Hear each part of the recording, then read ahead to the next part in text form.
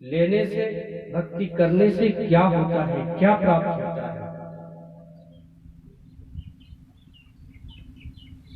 तो विदर्भ के एक राजा थे जिनका नाम था सत्यरथ,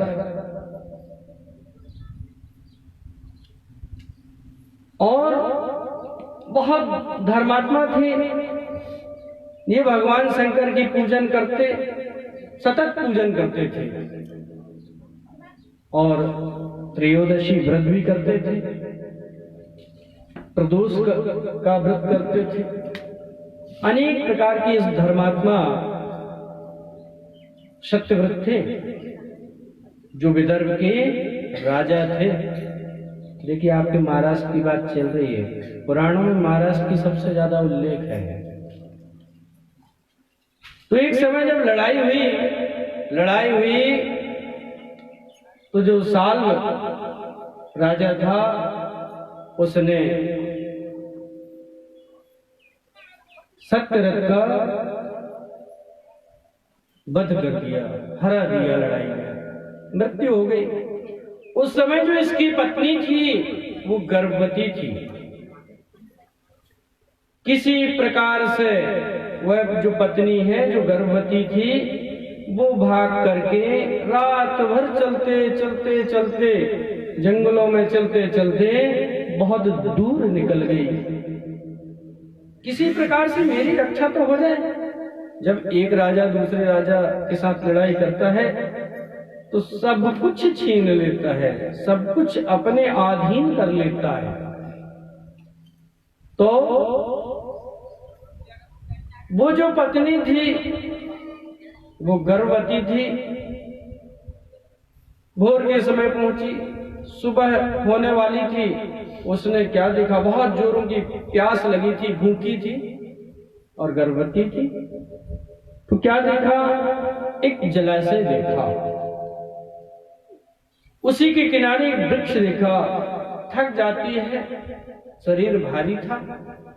जैसे वो उस वृक्ष के नीचे बैठी, प्रातः काल का समय था, प्रसव हो गया। एक पुत्र को उसने जन्म दे दी। प्यास बहुत जोरों से लगी थी तो पानी पीने के लिए उस जलाशय में गई। जैसे ही जलाशय में पहुंची, पानी पीने के लिए अंजलि में जल भरा, उसी समय एक मगर आया और मगर ने हाथ पकड़ करके उसे खींच लिया और उस राजा की जो पत्नी थी उसको उसने अपना भोजन बना लिया। मगर ने उसको खा लिया। वो जो बालक था रो रहा था, नवजात शिशु था।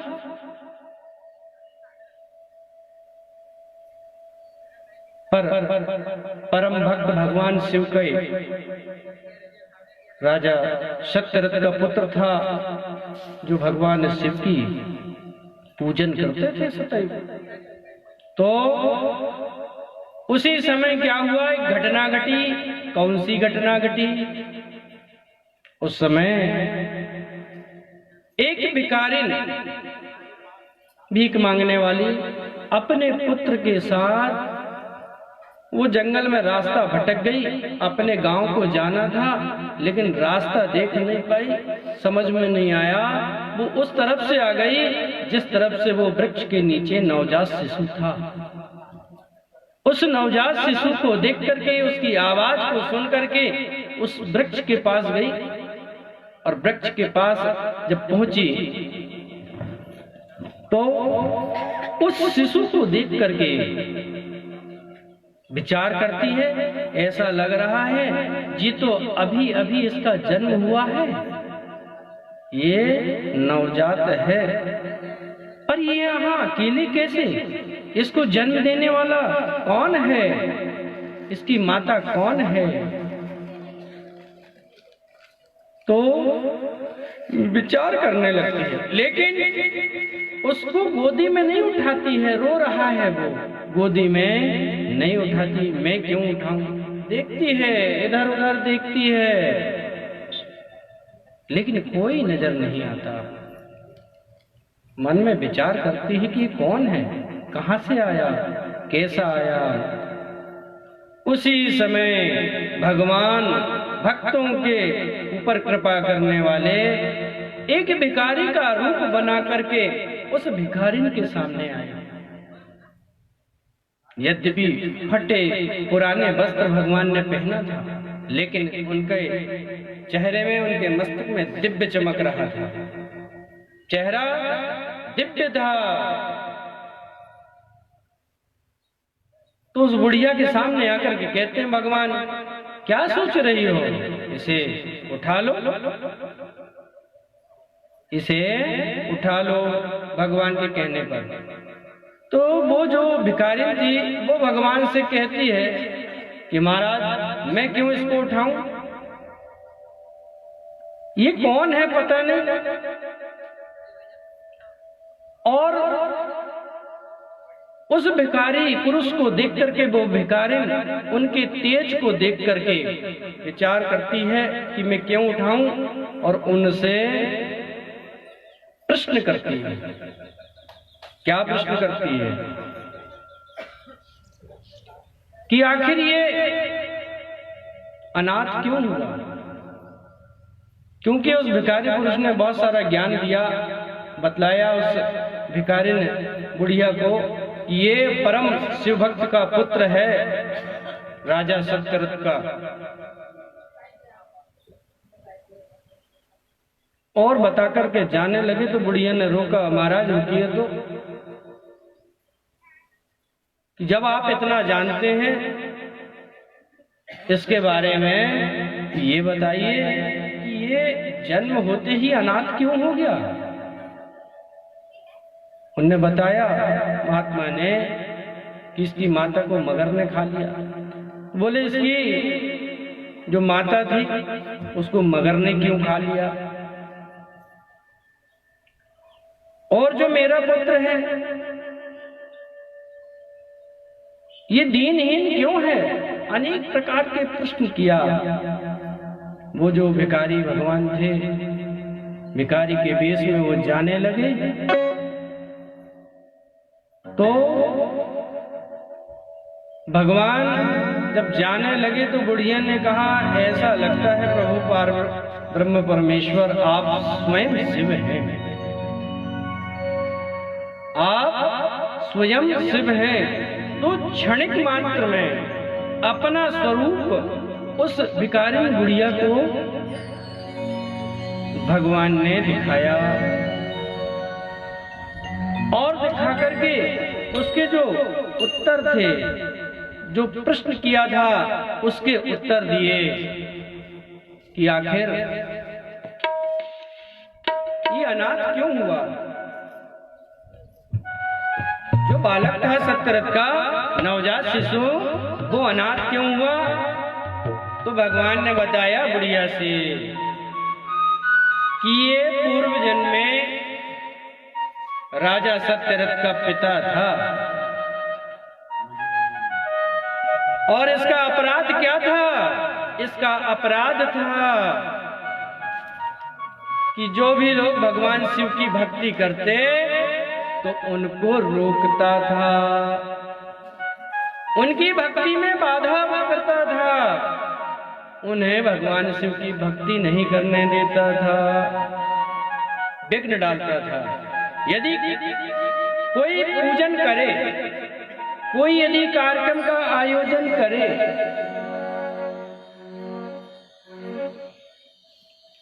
वो करना चाहे तो कभी भी भगवान की पूजा में बाधा नहीं बनना चाहिए। यदि बाधा बन गए, भगवान की पूजा यदि कोई करना चाह रहा है, यज्ञ करना चाह रहा है, भागवत करना चाह रहा है, कोई उत्सव करना चाह रहा है भगवान का, तो उसमें बाधा मत बनिए, रोकिए मत। यदि वो आपसे पूछता है, हाँ भैया अपने सामर्थ्य आप करिए, हमसे जो बनेगा हम देंगे, लेकिन उसे मना मत करिए, उसे मना बिल्कुल मत करिए।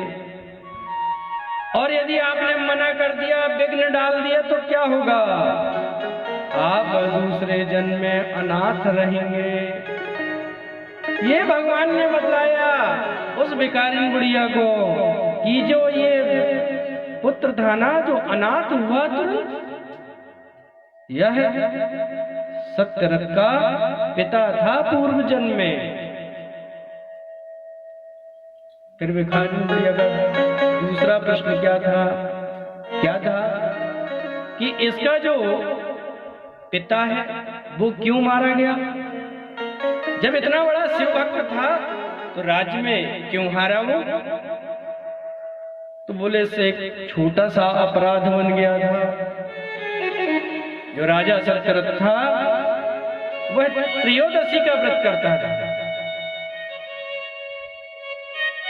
और एक दिन अपने महल में त्रयोदशी का व्रत कर रहा था और उसी समय रात्रि के समय ऐसा लगा, बहुत जोरों की आवाज सुनाई पड़ी। तो राजा सत्यरथ ने विचार किया कि ऐसा लग रहा है कि हमारे ऊपर किसी दूसरे राजा ने आक्रमण कर दिया है। ऐसी आवाज का भान हुआ तो तुरंत उस त्रयोदशी की पूजा को छोड़ करके महल से बाहर आया है। जैसे ही रात्रि का समय था, जैसे ही पट खोला है, उस समय उनका महंत आया हुआ था। रात्रि में वो देख नहीं पाया कि ऐसा लग रहा है ये हमारे शत्रु राजा का दूत है। तलवार निकाल करके धड़ से गर्दन को अलग कर दिया है, मृत्यु कर दिया है। इसी कारण से उसकी मृत्यु हुई और मृत्यु करने के पश्चात भी अपवित्र हो गया। किसी का वध कर दिया तो अपवित्र हो गया। उसने त्रयोदशी की पूजन पूरा नहीं किया और अपवित्र होकर के भोजन किया, जिससे व्रत भंग हो गया, जिससे व्रत भंग हो गया। जब व्रत भंग हो गया तो पूजा कैसे पूरी होगी? इसीलिए हम यदि कोई व्रत करते हैं तो उस व्रत को पूरा करना चाहिए। यदि आपने पूरा नहीं किया तो उस व्रत का फल आपको नहीं मिलेगा। सत्यनारायण की कथा करते हैं ना आप लोग? करते हैं। लीलावती कलावती, जब उनके पतिदेव व्यापार से बहुत सारा धन लेकर के आते हैं और जैसी खबर लगती है, खबर जैसे ही लगी तो पूजा छोड़ के आ गए, प्रसाद त्याग करके आ गए। भगवान ने क्या माया रची? माया थी वो, भगवान ने माया रच दी, पति को अदृश्य कर दिया नौका समेत। तो हमें भी यदि हम कोई पूजन करें, कोई व्रत करें, तो व्रत को बड़े सात्विक ढंग से भगवान में मन लगा करके और उस व्रत को पूरा करें। इस प्रकार से भगवान ने उस भिखारी बुढ़िया को बतलाया कि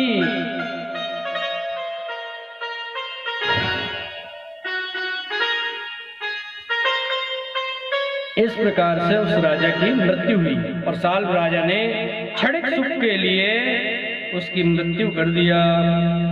तो बोले महाराज, क्या कारण था कि जो बालक है उसकी पत्नी को मगर ने खा लिया? क्या ऐसा कारण था? कोई ना कोई अपराध तो रहा होगा। तो भगवान ने बतलाया। क्या बतलाया भगवान ने? भगवान ने बतलाया कि इस जो उस बालक की मां थी, पूर्व समय में अपनी सौत के साथ कपट करके उसका वध कर दिया था। इसी कारण से इसको मगर ने अपना ग्रास बनाया। भिखारी बुढ़िया ने एक क्वेश्चन और कहा था। क्या कहा था? कि जो मेरा पुत्र है ये भिखारी क्यों है? ये भिखारी क्यों है? तो बतलाया भगवान ने कि ये पूर्व जन्म में एक ब्राह्मण था और यज्ञ दान यज्ञ पूजन इत्यादि का कर्म करता था, बहुत सारा धन कमाता था, लेकिन कभी भी उस ब्राह्मण ने उस धन को कभी भी सत्कर्म में नहीं लगाया था। और सत्कर्म में नहीं लगाने के कारण ही भगवान के कार्य में नहीं लगाना, किसी प्रकार का परोपकार नहीं करना। दान का ये अर्थ नहीं है कि पंडित जी आए तो दान कर दो। दान के कई अर्थ हैं। यदि आपके यहाँ पानी की कमी है तो पानी की व्यवस्था करवा दीजिए, दान हो जाएगा। आपके आस पड़ोस में यदि कोई गरीब कन्या है और उसका विवाह धन की कमी के कारण नहीं हो रहा है तो उसके लिए धन लगा दीजिए, आपका दान पूर्ण हो जाएगा। ये नहीं कि पंडित जी को दे दो तो दान हो जाएगा। दान कई प्रकार से, भूखे को आप भोजन करवाइए, प्यासे को आप पानी पिलाइए, ये भी दान होगा। तो अपना जो धन है उसको सत्कर्म में लगाना चाहिए। इस प्रकार से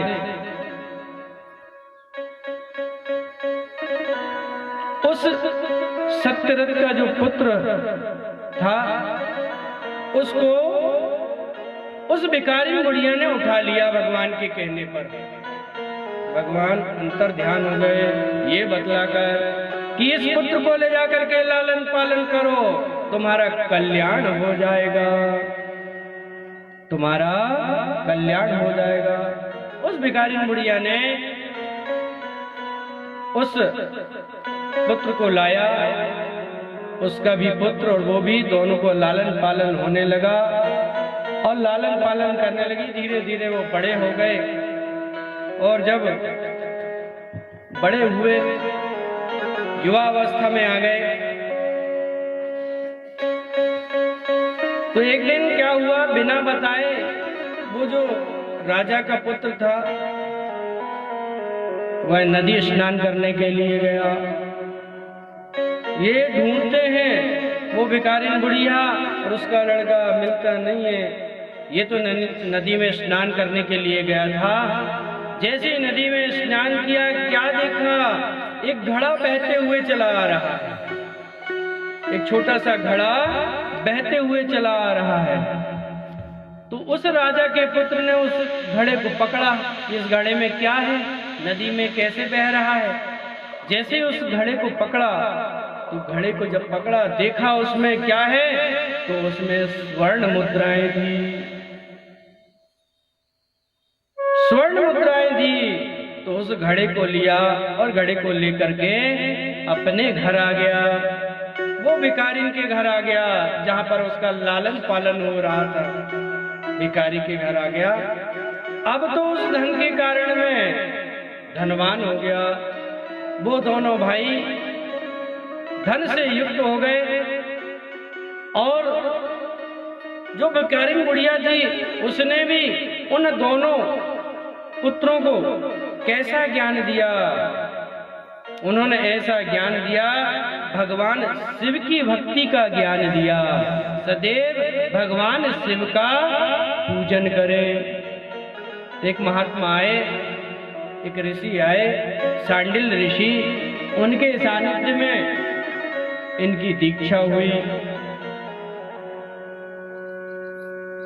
तो इस प्रकार से भगवान शिव की भक्ति सांडिल ऋषि के सानिध्य में उन दोनों ने प्राप्त किया।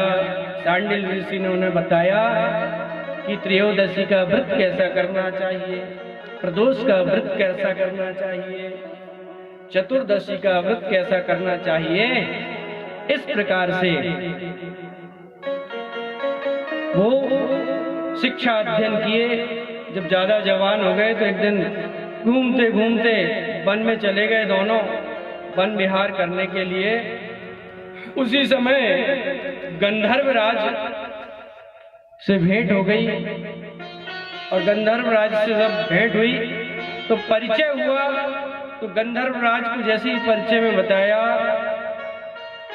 उस भिखारी के जो लड़का था उसने बताया कि गंधर्वराज यह जो है राजा सत्यरथ का पुत्र है।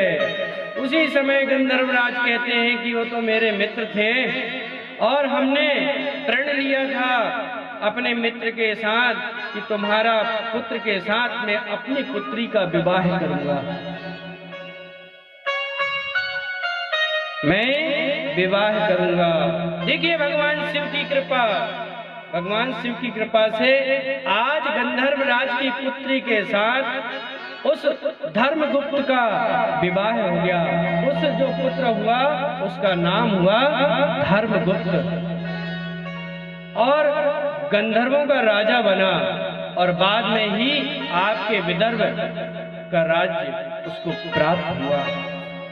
इस प्रकार से धनवान होकर के विदर्भ का राजा बना। कहने का तात्पर्य क्या है? राजा सत्यरथ भगवान शिव का परम भक्त था। आज उसी के कारण, उसी के सत्कर्म के कारण उनका जो पुत्र था वो आज पुनः संपत्ति वाला हो गया। इसीलिए कहते हैं कि हमें सदैव भगवान की पूजन करना चाहिए। और यदि आप सदैव भगवान की पूजन करेंगे तो ये आपके ही लिए नहीं प्रभावी है, आपकी संतान के ऊपर भी प्रभाव डालेगी। आज यदि आप भगवान शिव को मना रहे हैं, भगवान शिव का स्मरण कर रहे हैं, तो इसका फल आपकी संतान को भी मिलेगा। जिस प्रकार से राजा सत्यरथ के पुत्र को मिला, अनाथ होते हुए भी भगवान शिव की कृपा से संपत्ति वाला बन गया। इस प्रकार से हमें भगवान शिव के आराधन, स्तुति, स्तवन और भगवान की पूजन करना चाहिए। बोले उमापति महादेव हर हर महादेव शंभो काशी विश्वनाथ गंगे। हर हर महादेव शंभो काशी विश्वनाथ गंगे। हर हर महादेव शंभो काशी विश्वनाथ गंगे। हर हर महादेव शंभो काशी विश्वनाथ गंगे। काशी विश्वनाथ गंगे, काशी विश्वनाथ गंगे। काशी विश्वनाथ गंगे, काशी विश्वनाथ गंगे। काशी विश्वनाथ गंगे, काशी विश्वनाथ गंगे। काशी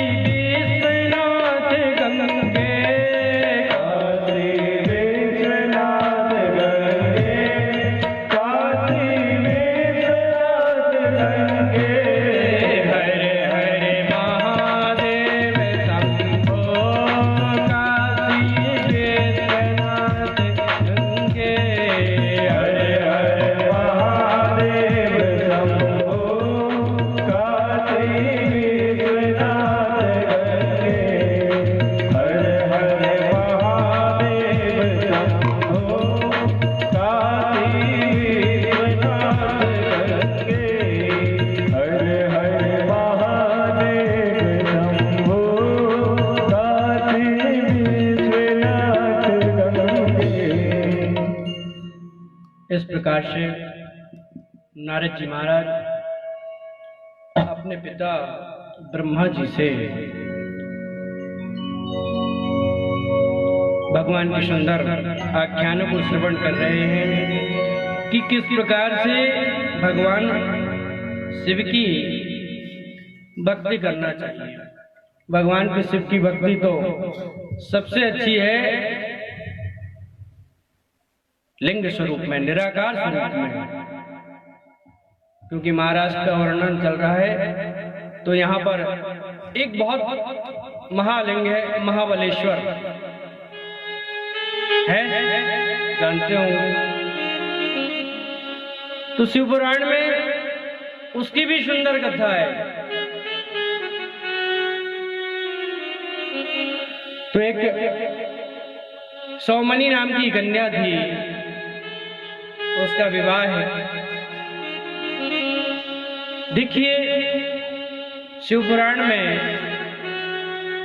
भगवान की पूजन के अलावा कोई भी वर्णन नहीं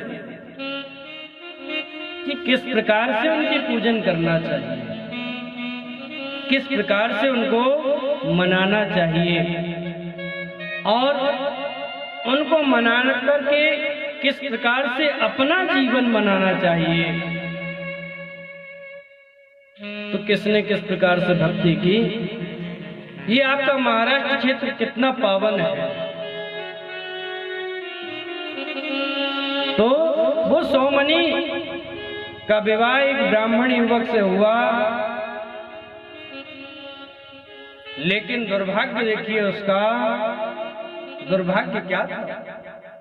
दुर्भाग्य ये था कि उसका जो पति है युवा अवस्था में ही बीमारी के कारण मृत्यु को प्राप्त हो गया। जब मृत्यु को प्राप्त हुआ, जो सौमनी थी वह युवान थी, तो कुछ समय कुल परंपरा के साथ रही, लेकिन कुछ समय के बाद वो अपने मार्ग से भटक गई, व्यभिचारिणी हो गई। तो कुल के लोगों ने, सयाने लोगों ने यह विचार किया इस कन्या का त्याग कर देना चाहिए। तो सौमनी को क्या किया, उस सौमनी को एक घनघोर जंगल में छोड़ करके आ गए। पर ये विचार नहीं किया कि ये अकेली जंगल में क्या करेगी, इसका विचार नहीं किया।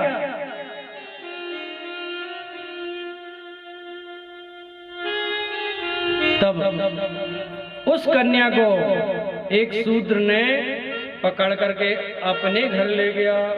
भूख प्यास से व्याकुल थी, भोजन करवाया और वो बहुत मांस का भक्षण करता था, शराब पीता था, मदिरा का पान करता था, ऐसा म्लेच्छ था वो।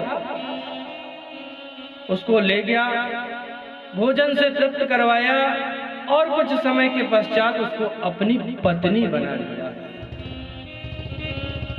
वो उसके साथ रहने लगी जैसा पति करता। पहले तो वो बहुत सद्भक्ता थी, वो बहुत ज्यादा सद्भक्ता थी, लेकिन समय के अनुसार उसके कर्म बिगड़ गए। और जब कर्म बिगड़ गए तो फिर क्या था, वो भी अपने पति के समान मांस का भक्षण करने लगी, मदिरा का पान करने लगी।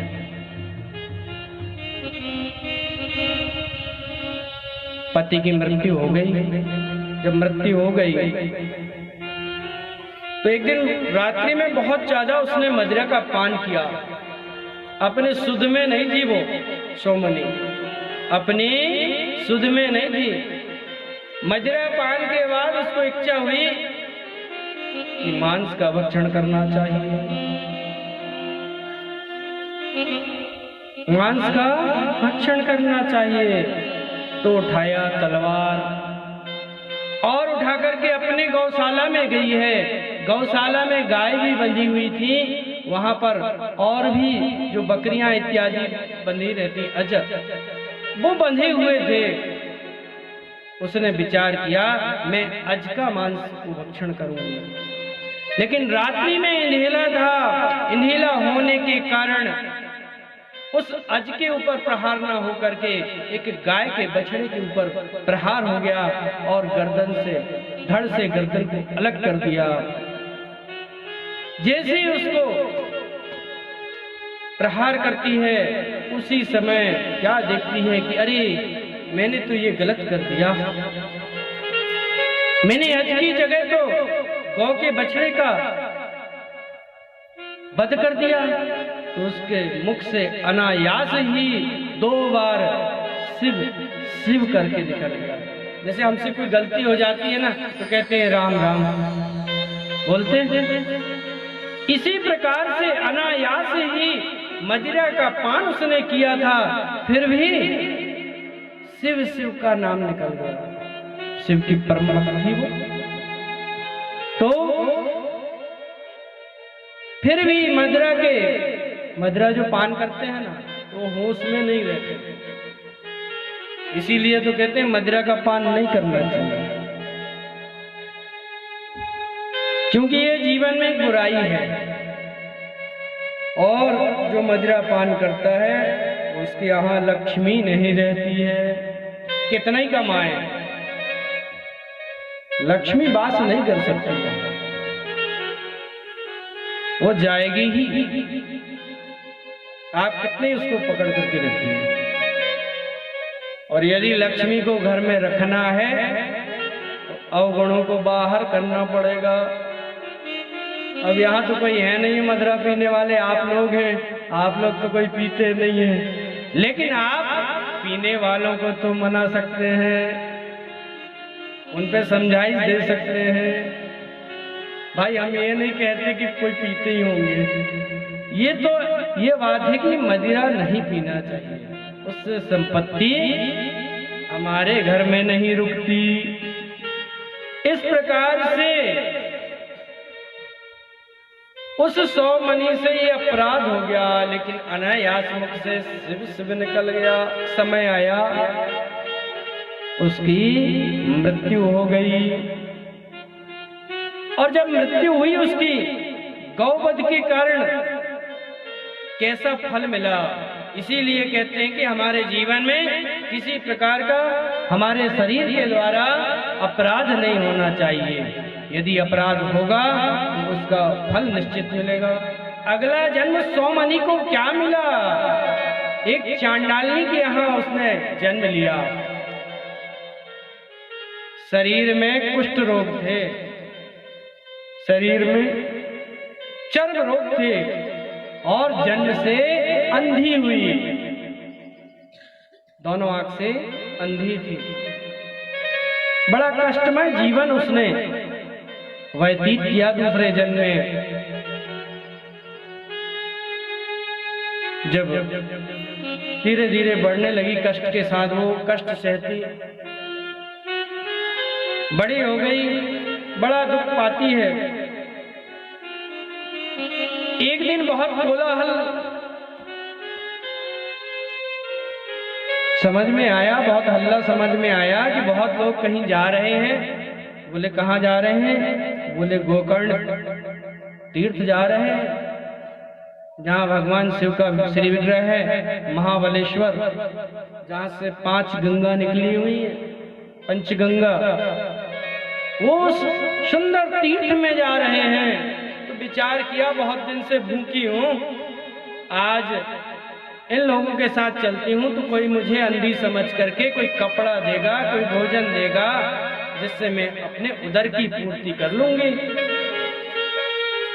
तो धीरे धीरे वो उस क्षेत्र की ओर चलते हुए उस क्षेत्र में पहुंच गए। देखिए भगवान शिव का नाम देखिए कि अनायास उसने शिव शिव लिया था और मृत्यु हो गई थी उसकी। आज दोनों आंख से अंधी है, हाथ फैला करके मांगती है, पर कोई कुछ नहीं देता। समय बहुत व्यतीत हो गया, रात्रि हो गई। जब रात्रि हो गई उसी समय एक ब्राह्मण देवता है, एक महात्मा आए और उन्होंने उसको जब देखा तो उनके हाथ में बिल्व पत्र था। बिल्व पत्र था तो उस बिल्व पत्र को उस अंधी के हाथ में दे दिया, और अंधी के हाथ में जैसे दिया, उनने जैसे पकड़ा, ऐसा लगता है कोई पत्ता है। देखा अरे ये पान का पत्ता भी नहीं है, तो ये तो कोई पत्ता है। तो अनायास ही उसने हाथ से उसको फेंक दिया। जैसे ही फेंका वैसे ही वो महाबलेश्वर शिवलिंग के ऊपर जाकर के गिर गया। आज वो दिन कौन सा था? आज वो दिन महाशिवरात्रि का दिन था और गोकर्ण क्षेत्र में महाशिवरात्रि के दिन मेला लगता है। उस महाशिवरात्रि के दिन था। भूखी थी वो, प्यासी थी, न पानी ग्रहण किया था न भोजन ग्रहण किया था। अनायास ही वो बेलपत्र भगवान के उस निराकार स्वरूप में समर्पित हो गया। और जब समर्पित हुआ तो फिर क्या हुआ? भगवान ने उसकी पूजा को स्वीकार किया। उसने रात्रि में जागरण किया और जागरण करके जब उसकी मृत्यु हुई तो यम के दूत भी आए और भगवान शिव के दूत भी आए, गण भी आए और उन्होंने उसको शिवलोक ले गया। तो वहां पर बात ये आई कि सोमनी ने इस प्रकार के अपराध किया, फिर भी उसको वो शिवलोक क्यों मिला? तो बात इतनी सी आई कि उसने अनायास ही अनजाने में ही उस महाशिवरात्रि में भगवान की पूजन कर ली, निराहार रहते हुए।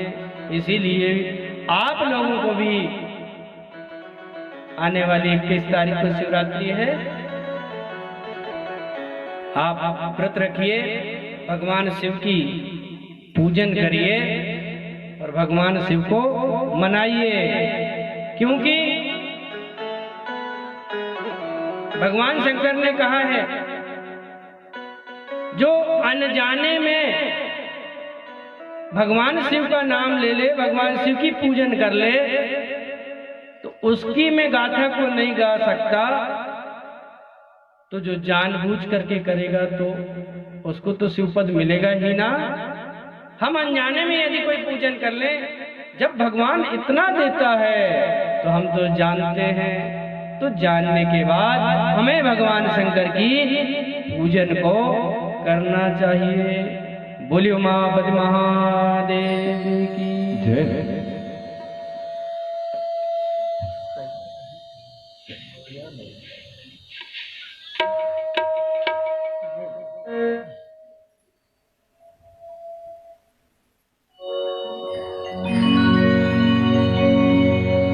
बोलिए उमापति महादेव जय।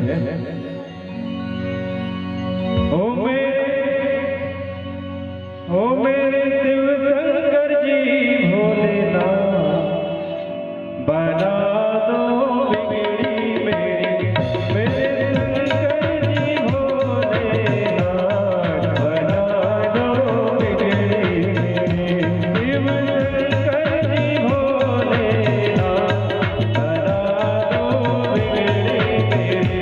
शिव शंकर जी भोलेनाथ, बना ओ बिगड़ी मेरी बाबा, बिगड़ी मेरी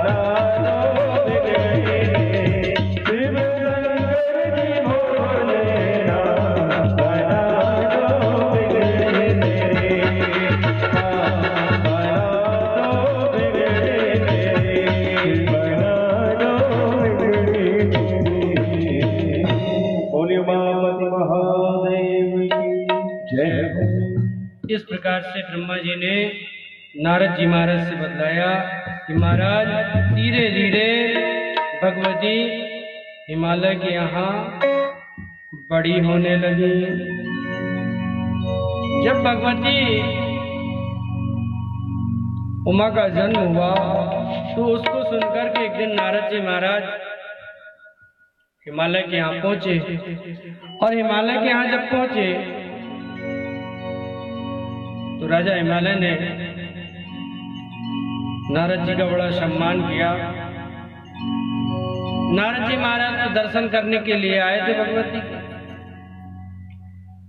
तो हिमालय ने अपनी पुत्री को बुलवाया, प्रणाम करवाया, और प्रणाम करवा के हिमालय ने नारद जी से कहा, महाराज हमारी बिटिया का जरा भविष्य तो बता दीजिए, कैसा भविष्य है। जब हमारे यहाँ कोई आ जाता है ना, कोई पंडित जी आ जाए, कोई ब्राह्मण देव आ जाए, तो माता पिता सबसे पहले उन पंडितों को से पूछते हैं कि महाराज कैसे आए, कहाँ से आए, आदर सत्कार किया, और थोड़ी देर में फिर अपनी से जितनी भी चिंताएं हैं उन चिंताओं को सामने रख देते। महाराज बड़ा कष्ट है, जरा देखना तो हमारी बिटिया की शादी नहीं हो रही है, बेटा की शादी नहीं हो रही है, जरा हाथ देख करके बतलाइए। तो ऐसे ही करते ना। उसी प्रकार से आज नारद जी महाराज जब आए तो हिमालय और मैना ने अपनी कन्या को प्रणाम करवाया है। महाराज जब प्रणाम करवाया है और कहा है कि जरा इसका भविष्य कथन तो कहिए, ये कैसी है। नारद जी तो भगवती के दर्शन करने के लिए आए हैं, लेकिन फिर भी नारद जी महाराज ने भगवती को देख करके क्या कहा, क्या कहा, कह मुनि बिहसी गुण है ब्रजवानी,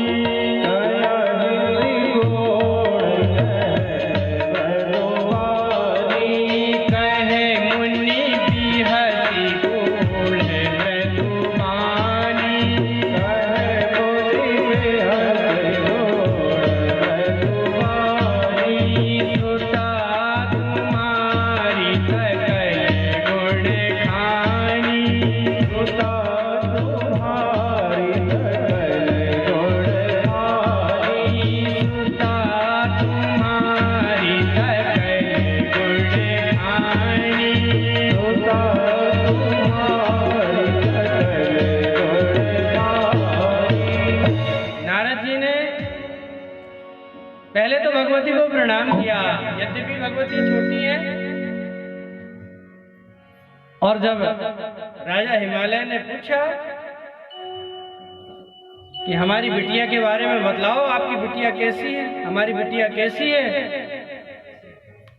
तो क्या बतलाया, गूढ़ बात में कि आपकी जो बेटी है ये सकल गुण की खान है, बहुत सुंदर है, बहुत सयानी है, और इस जगत में इनसे अच्छा कोई नहीं हो सकता। अनेक प्रकार से बखान किया, ये जगत की जननी है। क्या बतलाया, सुंदर सहज सुशील सयानी,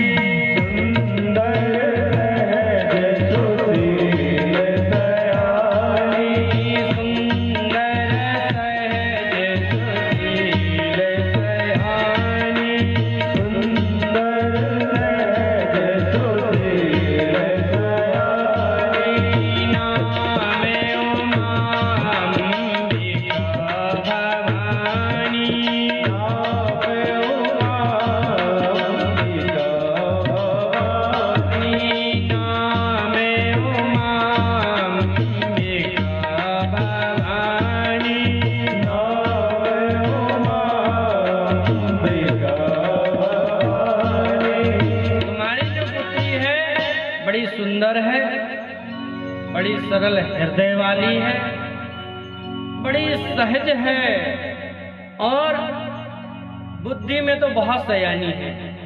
जिस प्रकार से सयानी लोगों की बुद्धि होती है ना, उसी प्रकार से ये बहुत सयानी बुद्धि। सयानी किसको कहते हैं? जिसके पास अच्छे गुण हैं। एक छोटा सा आख्यान सुनाते हैं कि सयानों की क्या महत्ता होती है। एक बार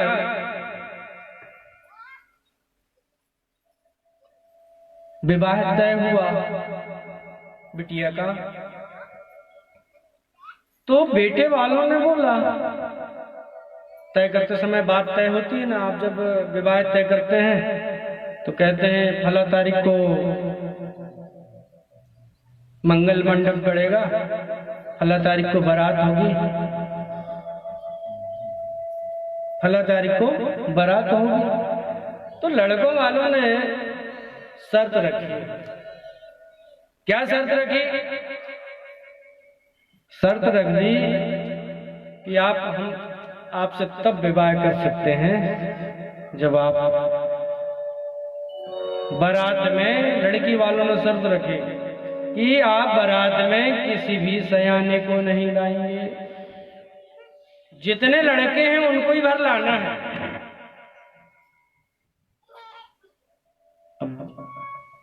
दिक्कत में बात आ गई। अरे यदि जिस लड़की की बारात में पिता नहीं गया, दादा नहीं गए, मामा नहीं गए, नाना नहीं गए, तो बारात का आनंद कैसे आएगा? लेकिन लड़के वाली की बात है, अब संबंध तय हो गया, लेकिन उन्होंने शर्त रख दिया कि कोई भी सयाने को बारात में नहीं लाना है। ये बात धीरे धीरे घर में चर्चा का विषय बन गई। बैठक हुई, सभी सयानों ने विचार किए, बच्चों का काम है, बच्चों का परिवार बन रहा है, चलो ठीक है, बारात ही तो जाना है, कोई बात नहीं। बोले ठीक है, सब लोग तो मान गए, लेकिन लड़का के नाना जी नहीं माने। ना उनने विचार किया कि यदि लड़की वाले सयानों को आने में मना कर रहे हैं तो कुछ ना कुछ तो बात है, कुछ ना कुछ तो बात है, जब तो मना कर रहे हैं। तो अपने नाती के पास आकर के कहते हैं, बेटा एक काम है, कोई सयाना जाए या ना जाए, मैं तो तेरी बारात में जाऊंगा। बोले नाना जी, यदि बारात में आप गए तो मुझे तो बिना दुल्हन के वापस आना पड़ेगा।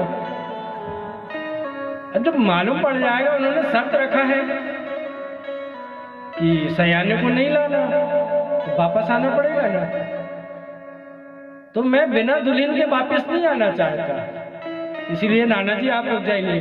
नहीं नहीं, नाना जी ने कहा बेटा कुछ ना कुछ तो बात है, चलना पड़ेगा। एक काम करो, मुझे गोपनीय तरीका से रख लो। तो बारात में क्या ले जाते हैं? बारात में एक बक्सा ले जाते हैं जिसमें श्रृंगार का सामान होता है, और एक अलग गाड़ी होती है जिसमें पान सुपारी वो बक्से रखे रहते हैं जो बारात में लगते हैं। उसी गाड़ी में छिपा करके नाना जी को बिठा दिया, और सारी बारात पहुंच गई। अब जब बारात पहुंची तो लड़की वाले के जो पिताजी थे, लड़की के पिताजी, उन्होंने जनवासा दिया और जनवासा में पहुंचवाया अपना एक व्यक्ति कि जाओ देख करके आ जाओ, कहीं बारात में कोई सयाना तो नहीं आया है। सब लड़के ही लड़के हैं ना, सब लड़के ही लड़के हैं। तो आया व्यक्ति, देख करके गया, जांच पड़ताल की, सब देखा, सभी लोग सुल्पाहार कर रहे थे। जिस समय जनवासा होता है तो बारात को स्वल्पाहार करवाया जाता है, नाश्ता, नमकीन मीठा, वही चल रहा था। सब देखा कि कोई भी बूढ़ा नहीं है, सब जवान दिख रहे हैं बिल्कुल। जाकर के बताया कि कोई नहीं आया है, सब लड़के ही लड़के हैं। स्वल्पाहार हो गया।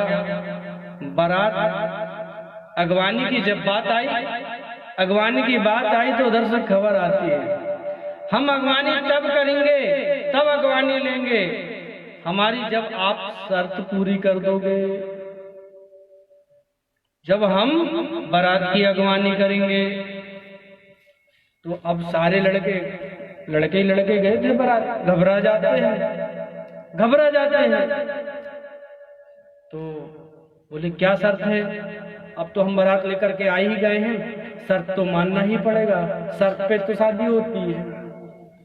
तो बोले क्या शर्त है महाराज बताइए। तो बोले हमारे यहाँ जो ये नदी बह रही है ना, इस नदी में ऐसा कर दो कि शुद्ध दूध की धारा बहे। शुद्ध दूध अर्थात दूध ही दूध होना चाहिए। अब घबरा जाते हैं, नदी बह रही है, ये जल की जो नदी है, अब इस जल की नदी में दूध कहां से बहे? जितने जवान लड़के थे, अब जवान लड़के कितने बड़े रहेंगे?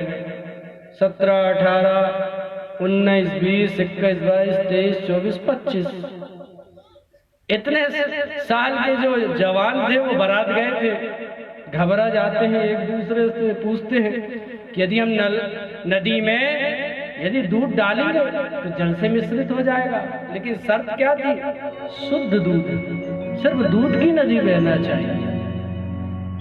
घबरा जाते हैं कि कैसा करें हम, एक दूसरे का मुंह देखते हैं, लेकिन उपाय समझ में नहीं आता कि क्या करें।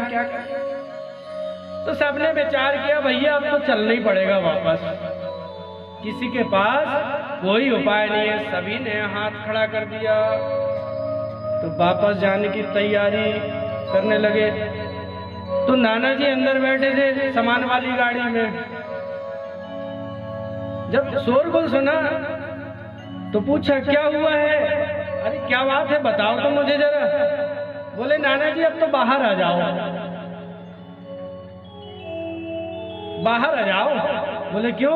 बोले अब तो वापस ही जाना है अपने को, अब तो दुल्हन को तो ले जाना नहीं है, आपकी जो नातिन बहू है उसको अब आप मुंह नहीं देख पाएंगे, अब चलो अपन बैरंग वापस। तो बोले बात तो बताओ क्या बात है? बोले तो नाना जी से बतलाई बात। जितने भी नौजवान गए थे उनके दिमाग में ये बात नहीं आई। नाना जी ने बताया, बोले बेटा क्या बात है बताओ तो। बोले लड़की के पिताजी ने शर्त रखी है। बोले क्या? बोले शर्त ये रखी है कि इस नदी में शुद्ध दूध की धारा बहना चाहिए। बोले इतनी सी बात? नाना जी का भाव देखिए, बस इतनी सी बात। मुस्कुराते हुए कहते हैं बस इतनी सी। जितने भी नौजवान थे वो दंग रह जाते हैं। अरे हमारे लिए तो यहाँ घबराहट हो रही कि हमें बिना दुल्हन के बारात वापस ले जाना है, और नाना जी कह रहे हैं कि इतनी सी बात। बोले नाना जी इतनी सी बात नहीं, ये बहुत बड़ी बात है, वापस जाना पड़ेगा। अरे बोले बेटा एक काम करो, उनको बुलवाओ, लड़की वालों को बुलवाओ और उनसे कहो हमारे पास इतना शुद्ध दूध है, तुम पहले नदी तो खाली कर दो।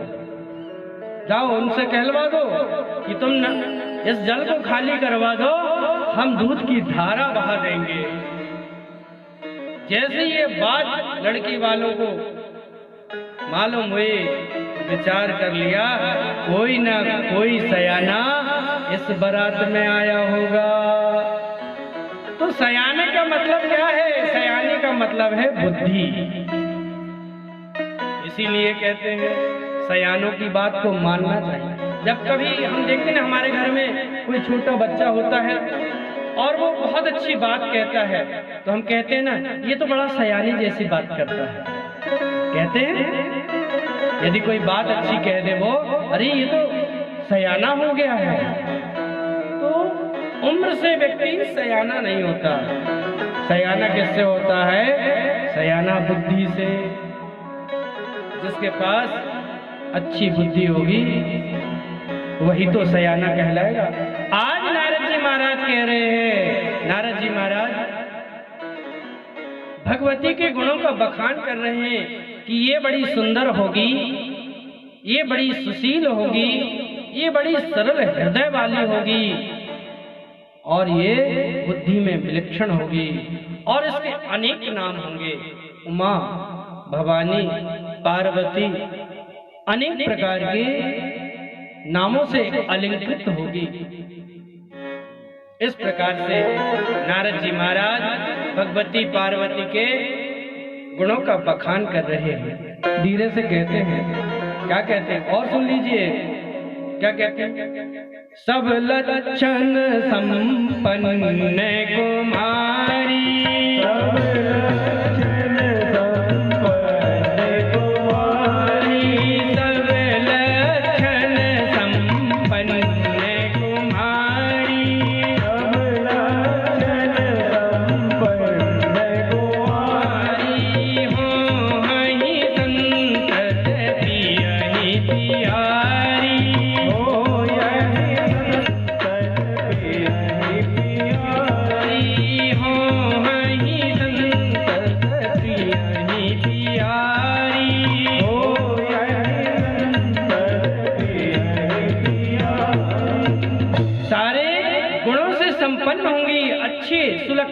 अच्छे लक्षणों से संपन्न होंगी, और अपने पति की प्यारी होंगी। क्योंकि जिस समय भगवान ने सती का त्याग कर दिया था, और सती देह को त्याग करके चली गई थी, और जब पुनः भगवान शंकर और भगवती का जो संवाद हुआ, तो उन्होंने भगवती से कहा कि अब तुम पुनः जन्म लो, अब मैं तुम्हारा त्याग कभी नहीं करूंगा। मैंने जैसे सती का त्याग कर दिया, लेकिन अब तुम जब पार्वती रूप में आओगी तो अब कभी मैं तुम्हारा त्याग नहीं करूंगा। इसीलिए नारद जी ने कहा कि तुम्हारे गुण में तुम्हारी जो लड़की है हिरमान, ये अपने पति को बहुत प्रिय होगी। इस प्रकार से सुंदर बखान किया, और क्या कहा, कहते कहते तो अच्छे अच्छे गुण जब बताते हैं तो बड़ा अच्छा लगता है। हमारे यदि लड़की के बारे में कोई बताए, लड़की के बारे में बताए, ये पढ़ने में बहुत तेज है, प्रत्येक वर्ष 90% आ रहा है, और यदि धोखा से कहा अवगुण बता दे तो त्योरी चढ़ जाएगी आपकी, वहीं मटकने लगेंगी कि हमारी लड़के लड़की के बारे में ऐसा कहते हो। हमारी लड़की तो बड़ी सुयोग्य है, अच्छे लक्षण वाली है। तो नारद जी महाराज क्या कहते हैं? कहते हैं शैल सुलक्षण सुता तुम्हारी,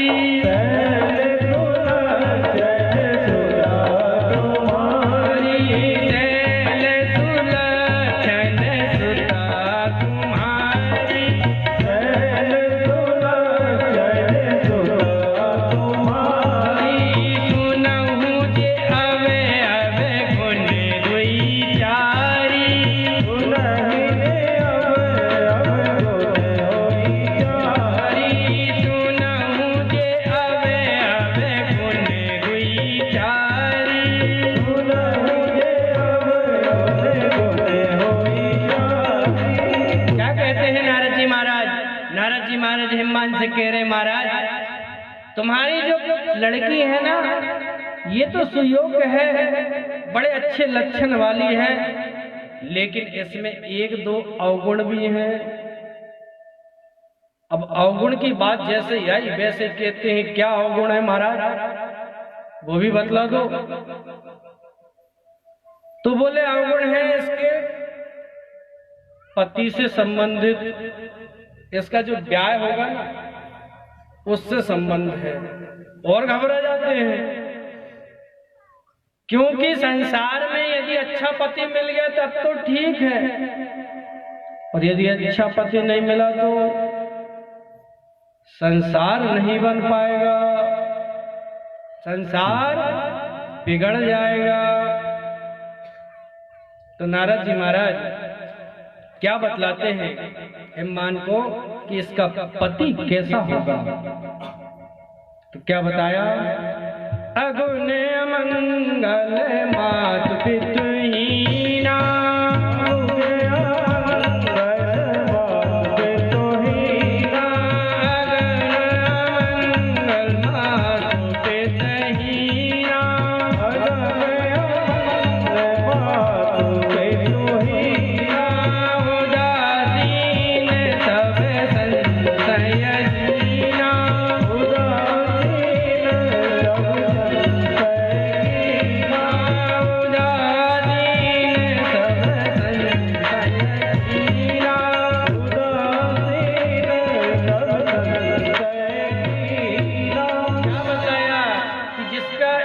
विवाह होगा ना, इसका जो पति है उसके गुण कैसे होंगे, अगुण अमंगल और मातु पितु हीना, जिसके माता पिता का कोई पता नहीं होगा, ऐसा इसका पति होगा, ऐसा इसका पति होगा। तो घबरा जाते हैं। अब क्या था, अब तो माता मैना भी पीछे थी, आंखों से आंसू बहने लगते। जैसे ही एक बात सुनी कि इसका जो पति होगा उसके माता पिता नहीं होंगे, अमंगल वेशधारी होगा,